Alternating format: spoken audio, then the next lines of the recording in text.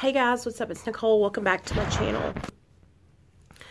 I'm in the spare bedroom and I just got done watching Derek Lambert's video, My Heroine or My Wife. And first of all, if you haven't already subscribed to my channel, go ahead and subscribe. Give this video a thumbs up.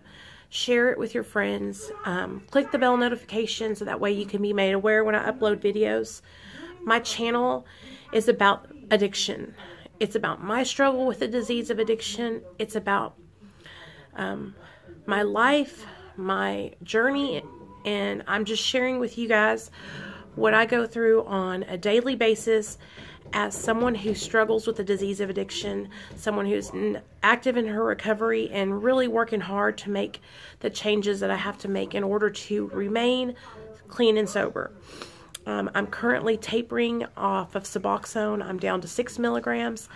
I also just jumped off of a mental health medication that I have been on for 4 years called Lexapro, and I'm 7 days off that. So it's been just a rough week because I've been going through withdrawal from the mental health medication. It's just an antidepressant. It's not anything like a narcotic, but it still makes me feel really weird now that I'm off of it. But it's getting better. I'm coming out on the other side of things. I'm starting to see the light at the end of the tunnel. But I haven't been feeling well, so I've just kind of been chilling around watching YouTube and stuff. And I've been finding a bunch of cool people, and I'll link or send you guys the videos of the people I found. But I follow Derek Lambert on here, and I love watching. I like watching his videos when he has like Ashton on there, because Ashton's like new in his recovery and just like really it's cool to see someone who's like 40 days sober and willing to do and take suggestions. It's really encouraging and it's reassuring, and it's like, because I get discouraged a lot because I want to help everyone, and then I know not everybody's going to be ready to be helped, you know. And then I just got done watching his last video that he uploaded with his wife in it, and she was sharing her experience with him being on heroin and finding out, and I know what that's like. Like, I know what it's like to have a loved one who is an addict. Like, my husband's an addict, I'm an addict, my sister's an addict, all my boyfriends I've ever dated have been addicts. Like, so I go to Al-Anon because I also need to learn about how to help and be non-enabling to my addict loved ones, you know. Me and my husband are both in recovery, but we had like this codependent relationship for a long time, and I've had to learn how to kind of separate my recovery from his and let him be his own person. And that's been really, really hard for me. But I was watching her, and she was going to talk about her dad. And my parents are not addicts. Like, I wouldn't even know what to do. Like, I came from such an amazing, good family. My mom and dad don't even drink alcohol, y'all. They're just like they might have a drink of wine on Christmas or something like that, you know? But when I watch other people who are talking about their parents who were addicts, you know, and they're embarrassed or ashamed, I feel for them because I know what it's like to be afraid that everyone's going to judge you. And, you know, Derek said something on there. He goes, you know, this disease is real. You know, addiction isn't just about us. It affects the whole family. If you went outside today down the street and walked out in town and talked to 10 people, 7 out of the 10 people you talk to will be affected by the disease of addiction, either personally, like themselves, or someone in their family. More and more people are struggling, you know, and coming forward and admitting, hey, I have a problem. I'm choosing not to be anonymous. And I think that, you know, not being anonymous is helping shatter the stigma, you know, because there's nothing to be ashamed of. You know, we were sick. We were sick and struggling when we were in our addiction. We were not well. We were not in our right minds. We were not sound-minded, and now we are, you know. So I just wanted to tell her, because I don't know how to get, I don't talk to Derek like that, but I wanted to, you know, I don't call them or anything like that. Like, I know I talk to you guys, a lot of y'all, personally, we have each other's numbers, but I don't have Derek's numbers or anything like that. But I wanted to tell her that, you know, there's not anything to be ashamed of, and I can imagine that it's really, really difficult to see your husband going through that when your dad went through it, you know, and I bet you that's really, really, really scary, because it's like, oh my God, everything that happened to my dad did, now I'm marrying somebody. I've married somebody who's the same way, you know. And for us women, I know, because, you know, my husband, he's the breadwinner, you know, and he is like my rock. And I don't know about you, but I know that I really, like, I need him, but he also needs me. And that's kind of what I've learned through getting sober and doing life, is that I have to be strong for him too, and so we can lean on each other. You know, for the longest time I leaned on Neil, and he couldn't lean back, you know, and now I'm learning how to be strong and for him to be able to lean back on me. You know, we have to learn about each other's addiction, and that's why I go to Al-Anon, so I can learn how to be the best wife I can be and be supportive to him in his recovery, you know. But I just wanted to make this video because you guys got to understand that your disease wants you dead. The disease of addiction wants you to think that you don't have it. The disease of addiction wants you to think you're untouchable. It wants you to think that you can do this all on your own, and that it's not a big deal.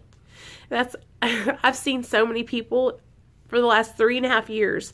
I have helped other people get into treatment, or just start a program, or just get connected with resources. And I've seen so many people who have, like, balked, who have said, oh, I don't have the disease, or addiction's not a disease, and I've got this, I can handle it on my own. And I've seen so many people relapse and die because of that, because they just couldn't surrender. They just couldn't come to believe and to accept that their addiction was kicking their ass, and that they didn't know what was best for them. If I knew what was best for me, I would have gotten sober a long time ago. And that's why, you know, I make videos to kind of talk with you guys, and to kind of, like, say the things that a lot of people aren't going to say. You know, I'm not going to sugarcoat the disease of addiction for you. I'm not going to lay it out on a platter with the fixins, with the glass of cold iced tea. It's not a beautiful thing. It is horrible. The disease of addiction will kill you. If you haven't started overdosing and dying, or trading your beautiful jewelry for drugs, or pawning your wife's wedding rings, or stealing from the store, or having sex with men for drugs, if those things haven't happened and you haven't done those things yet, I mark my words, the yets will come true. If you continue in your addiction, all the things that you said you never would do will happen, because addiction is progressive. It gets worse, never better. But just because you have addiction doesn't mean that you're less than. It doesn't mean that you should be ashamed. I used to be ashamed. This is why I'm talking to you guys about this. I used to think that I was somehow not good enough, or I was less than, or I wasn't significant, and I was unworthy because I had this problem that I couldn't seem to get a hold of. And that was the problem. I was trying to get a hold of it. I was trying to control it on my own. And that cannot be done. You have got to reach out for help. And if you think that you can do it on your own, I would love for you to do that, and then come back and tell me how it worked out. And for real. But you got to be honest. That's the thing, you guys. Like, I'm not going to come on here and act like addiction is not a big deal, and it's just, you're going to die. Okay? If you don't get your fucking act together, you don't reach out for help, you'll die. Or you'll be so fucked up in your life that you'll wish you were dead. All right? I know. That's what I used to think. I wish I would die. I would be better off dead. If I just wouldn't wake up after this shot, maybe life would be better. My son doesn't need a mom like me. I might as well just die. And now I'm so glad that I'm not. I thank God every day for saving me. You know, I had lost my connection with my higher power for so many years because I thought he turned his back on me. I thought God had abandoned me, but he didn't. He never left my side. He pulled me out of trap houses.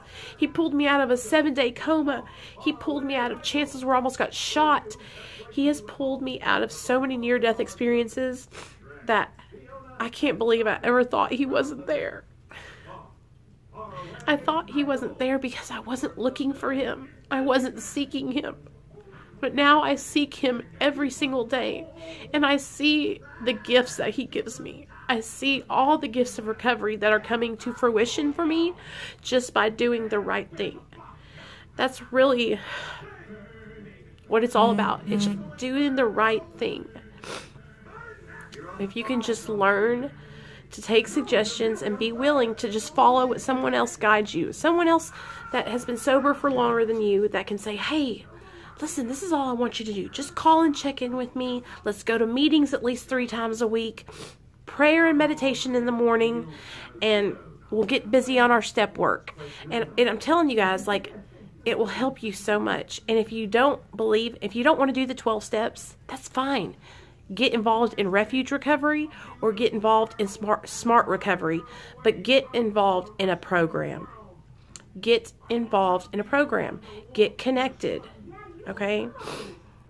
If you could have done this on your own, you would have done it already. So quit lying to yourself. Quit fronting and just pull the trigger, man. So I just wanted to say, you know, to Derek's wife, that there's no shame in not to be embarrassed or to feel, you know, like the hater's gonna come for you. Girl, I've got so many haters, I can't even count.